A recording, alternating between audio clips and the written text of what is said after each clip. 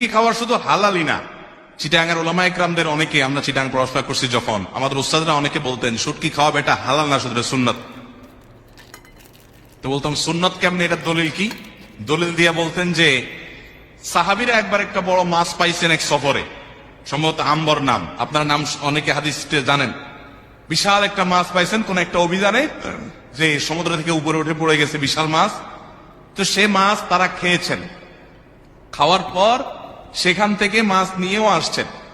এখন সাহাবীদের মধ্যে এই মাছ দীর্ঘদিন তারা ওখানে খেয়েছেন, আবার নিয়েও আসছেন। নবী করিম সাল্লাল্লাহু আলাইহি সাল্লামকে জিজ্ঞাসা করা হলো এটা হালাল না হারাম।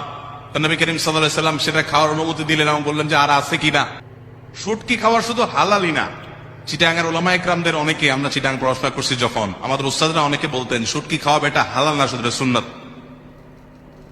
তো বলতাম সুন্নত কেমনে, এটা দলিল কি? দলিল দিয়া বলতেন যে সাহাবীরা একবার একটা বড় মাছ পাইছেন এক সফরে, সম্ভবত আম্বর নাম, আপনার নাম অনেকে হাদিসে জানেন।